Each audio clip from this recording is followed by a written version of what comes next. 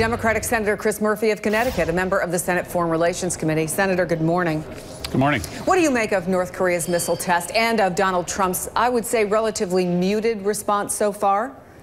Well, I guess I think about this in two ways. First, this is nothing new. All throughout 2016, North Korea was conducting these missile launches. And so there doesn't look like there's anything technically surprising in this particular launch, but it is part of a pattern. You have a number of countries, historically adversaries of the United States, who have been conducting themselves in ways as to pose a test to this new administration. It was the Russians who began to move much more aggressively in eastern Ukraine shortly after the first phone call between Putin and Trump, the Iranians firing off several missiles in violation of the UN resolution, and now North Korea. And, you know, the right response is not just about what President Trump says, but about what the international community says, and why a lot of us have been worried about the ways in which he's talked about Europe, the early fissures between the United States and China, is because we need to get all those countries to come together to both condemn these missile launches and then perhaps look at multilateral sanctions.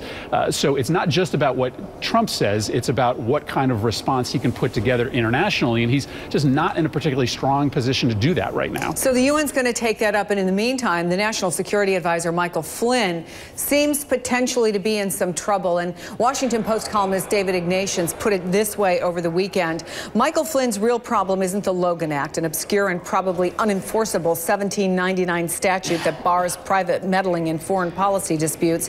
It's whether President Trump's national security advisor sought to hide from his colleagues and the nation a pre-inauguration discussion with the Russian government about sanctions that the Obama administration was imposing.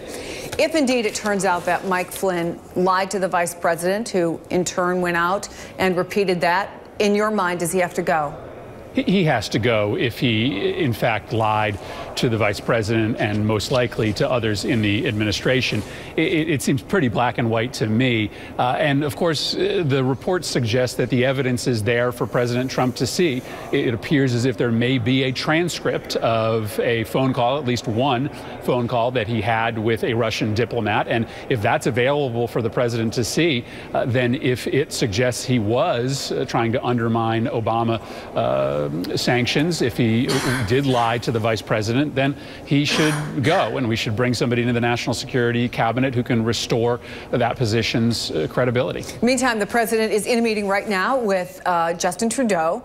They are on different pages on a number of issues, trade being one of them, and immigration. We earlier put up a tweet about Justin Trudeau's reaction to when the president decided to stop some refugees from coming into the country. But immigration is definitely on everybody's mind, and the president's senior policy advisor, Stephen Miller, who helped write that executive order, argued yesterday that the president's powers are beyond question. Take a listen.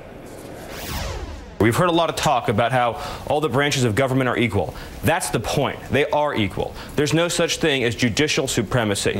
What the judges did, both at the 9th and at the district level, was to take power for themselves that belonged squarely in the hands of the President of the United States. He said further, the president's authority will not be questioned, and I assume that means not by you, not by members of Congress. What did you make of that statement?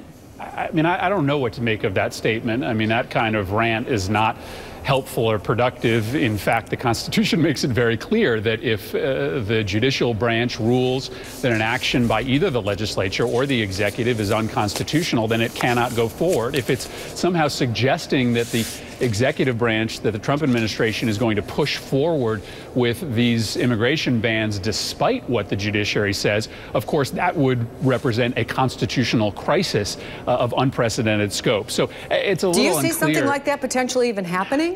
I don't think so. I mean, I think that, you know, his comments were likely out of bounds, and I think by and large what we've seen is the Trump administration has adhered to these judicial rulings. They have the right to bring it to the Supreme Court. I don't think they'll get any different result, but, you know, we haven't seen a signal yet that the White House is going to ignore the courts. I think they know that that would unite Republicans and Democrats against the White House if that was ever to happen. Senator Murphy, always good to see you. Thanks so much. Thanks, Chris.